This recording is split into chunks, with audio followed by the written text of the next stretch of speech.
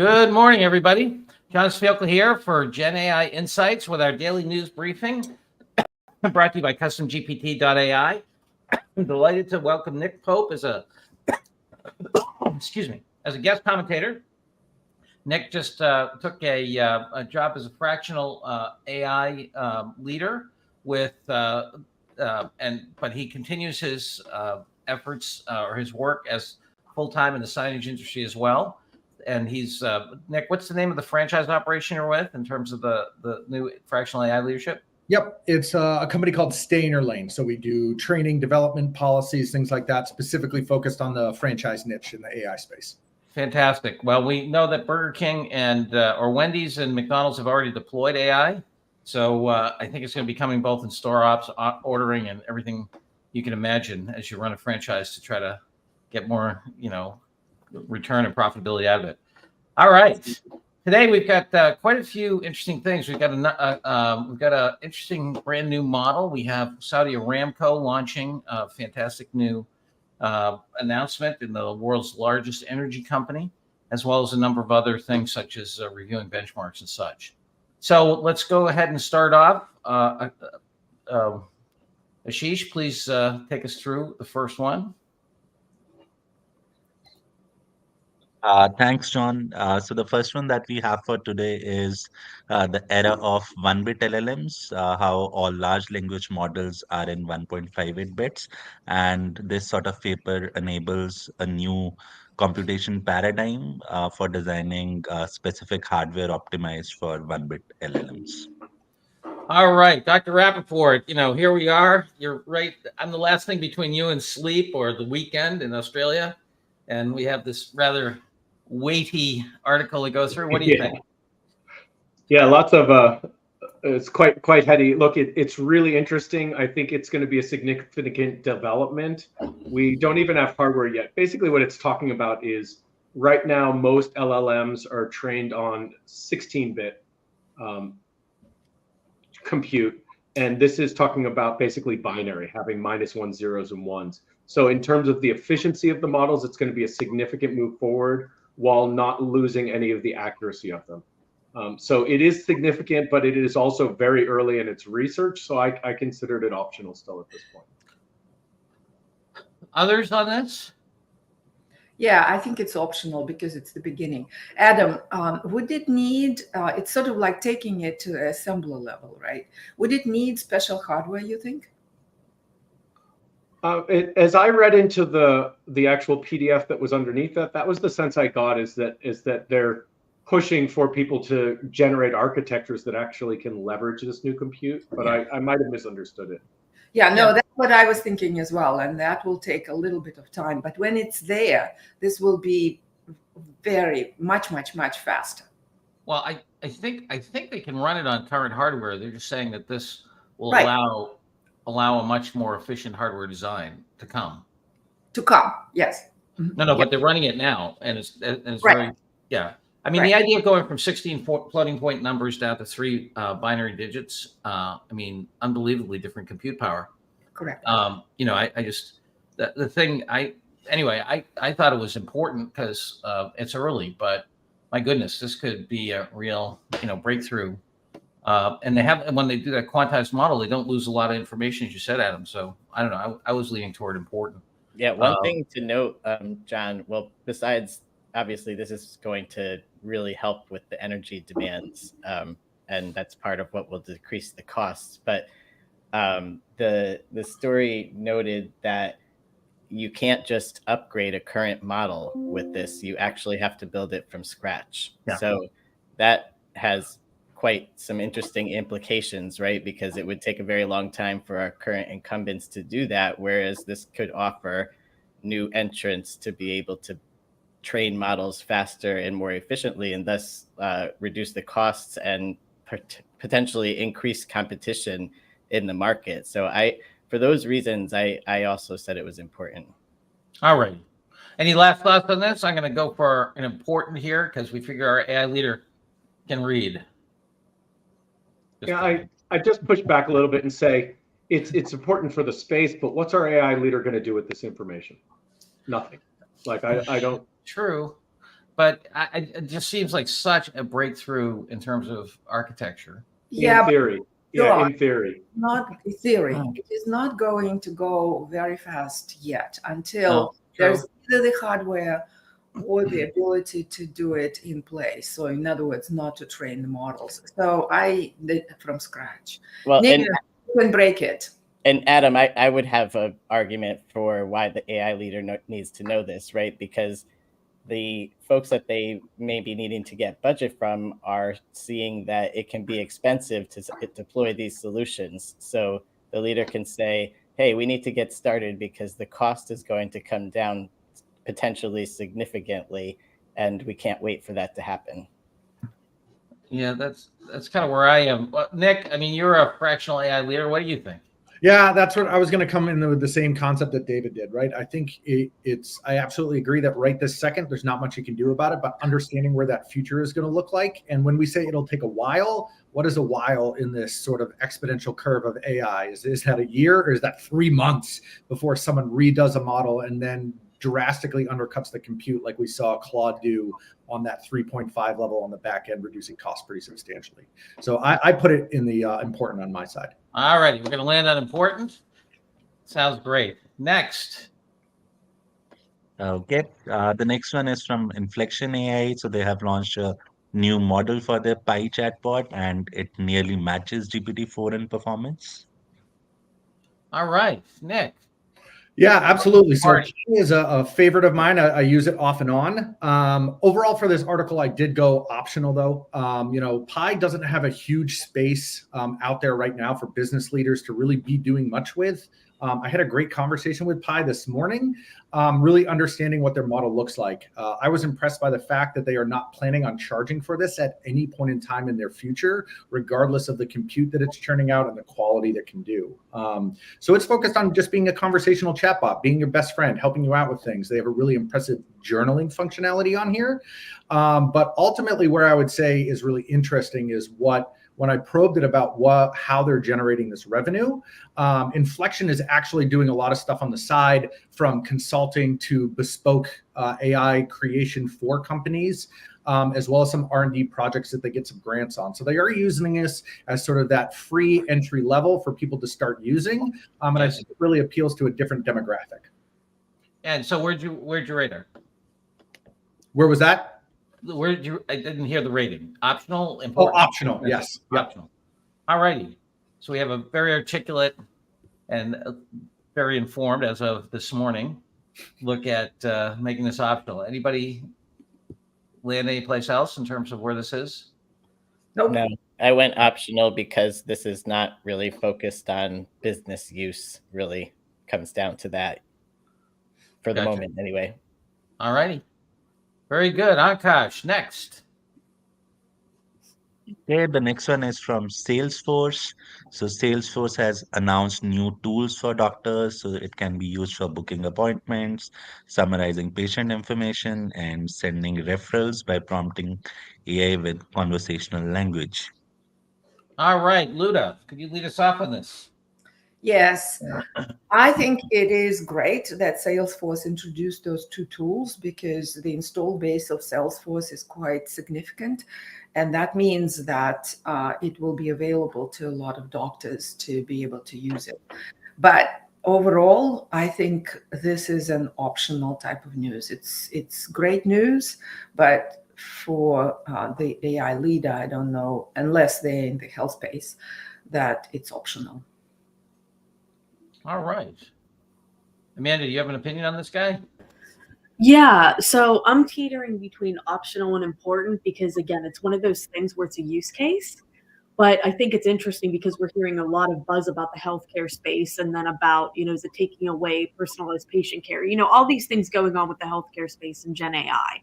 So I think it's interesting for it to come out, but I could be swayed to optional, or I could be swayed to it's important for this use case. All right. Anybody else? Because I do think that Salesforce, with its installed base, the fact that offering to doctors can go important as a use case. Mm-hmm. But it's overall, I think we've reviewed a number of tools in this space, and there's a bit of overcrowded space in here. Yeah, I think I'm going to come down on optional because I don't think Salesforce has a very big presence with doctors. I think, when Epic said it with Microsoft, that one we reviewed, they're actually in a ton of practice management or Cerner and so forth. So let's give it an optional and we'll move on to the next one. Sounds good.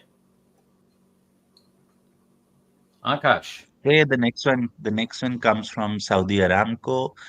So they have launched a new GenAI model, which is helping them increase their efficiency and decrease cost.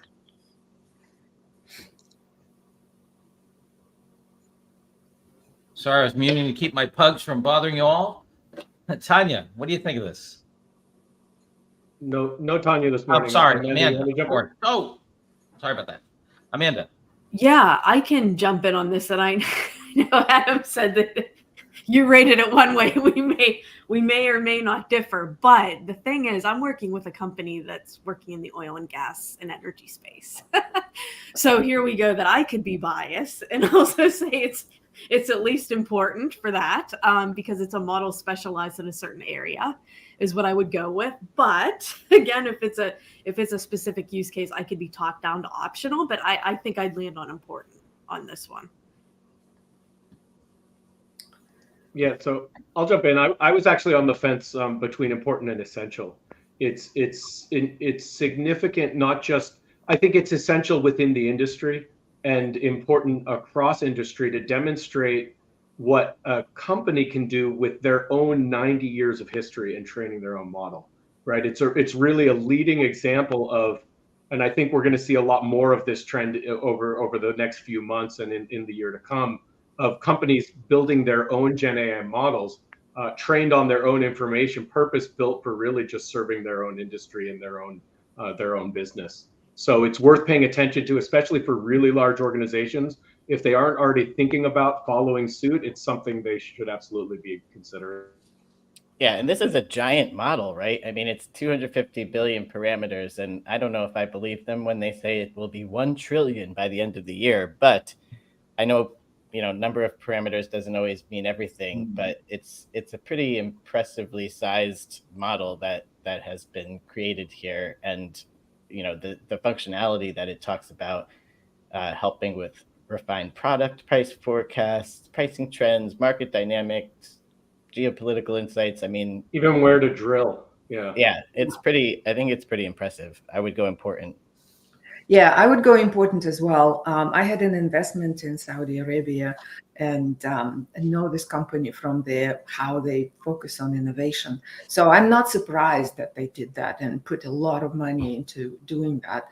And they've been on not generative AI, but AI implementation mode for a while. So this is not surprising, but as across industry, as Adam says, this is what the leaders should be considering. So it's at least important. Yeah, I'd make the case for essential because basically for the reason you said, Adam, which is, look, we're seeing market leading. You have to remember Saudi Aramco. It's not a company; it's a country. I mean, the thing is friggin' huge, biggest energy producer. One could argue, the 3 most important industries in the world are energy, food, and weapons. And this is, this is right, and energy and food obviously interplay tremendously as to weapons.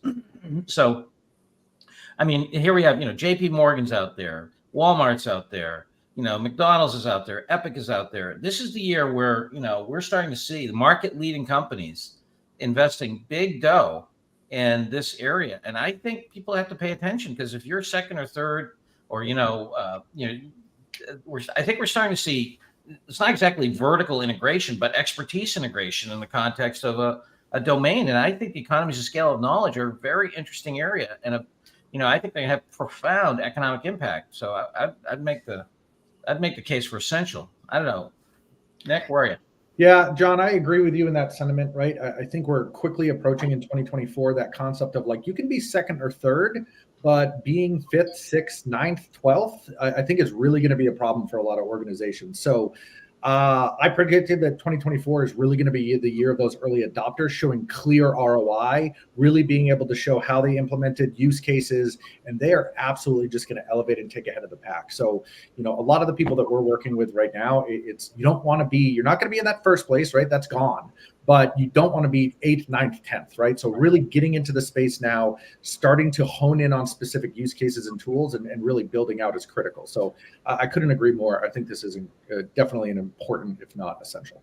Yeah. And I mean, you look at the antitrust efforts now, they're cranking up a little bit under Biden, but I don't think they've been very effective in going very far. The Europeans are just slapping fines on that they can easily afford.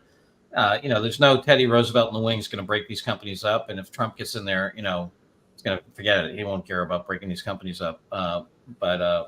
So I'd say now, from a industry structure standpoint, it's a very, you got to really pay attention. So, all right. So I'm going to do what we used to call when I taught the chalk rule, he who holds the chalk rules. And so we're going to go for essential. All right. Next, Akash. Okay. So the next one is around AI benchmarks and why most of the benchmarks that are used to evaluate these large language models, they do not tell us much about those models. All right. Well, we don't have Nick a lot, so we're going to put in the work. Nick, what's Not up? a problem. This was definitely an interesting article this morning, right? So reading through this, it was, really enlightening, and I could definitely agree that a lot of these benchmarks that come through, they're a little ethereal for the average user, for the people that we're talking to, for the business owners out there. A lot of these benchmarks aren't, super critical for what that looks like. So while it is important to be able to test and to be able to show from each other, this article really details out how they're kind of old and outdated and not really how people are using them. So it's definitely an important space, I think, and I flag this as important, mainly to help people understand that these benchmarks are going to need to be changing to really give us a good grounding in how useful it is in the ways that the average consumer is using them, the average business owner can implement them. So definitely something that people should be aware of, that you can't really take just those benchmarks at face value. It's really about using the tools for your use cases and really figuring out how it fits your puzzle. Awesome. Other commentary, Luda or Amanda? No, I agree with Nick. Well said. Yeah, I think for me, it's at least important just for them to know, again, what's going on with these benchmarks. And I mean, that's all companies really care about, right? Is cost and benchmarks. So. Yeah, I love the thinking in this article. And it made me think forward. Okay, so who's going to be the one to try to introduce more useful benchmarks, right? It's a bit of a challenge when you think about it, because someone will do it and everyone will say, well, you're just making up new benchmarks so that, your product looks better. But in reality, I mean, I do think they need more useful benchmarks that relate more to the way these tools are actually being used in the wild. So I'll be interested to see who might put a stake in the ground in introducing new benchmarks. I mean, it would be great if it was, an industry consortium or something of the like, but, I'm not sure that will actually happen. Yeah. I was thinking the same thing, David, there, right? Like vertical specific, right? Like I'd love to see in the education space some educational benchmarks for helping teachers and instructors, whether it's in the medical, whether it's in business, whether it's in consulting, financial. I do think that it makes a lot of sense for industry leaders in that space to really start thinking about creating benchmarks of their own. And then I think that would be pretty impactful. I love that thought, David. Hey, Yeah, Nick. I don't know if you guys remember the company Underwriters Laboratories. They do, lots of attestation as to the safety and quality of things. What do you? I know the CEO over there. What do you think about the idea of Underwriters Laboratories coming out with this stuff? I've never heard of that company myself. That landed like a lead balloon, huh?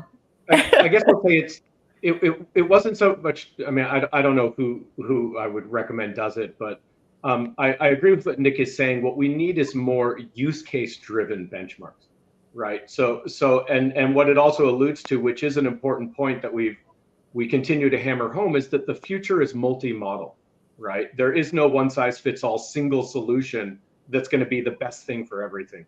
And so this just really illustrates that point, because as it even says in here, some of these models are starting to get trained based on the benchmarks just so that they can get good scores, and that's totally meaningless. All righty. So important, and watch out that people aren't creating their own evaluations, right? All right. Last one coming up here. Ankash. Okay.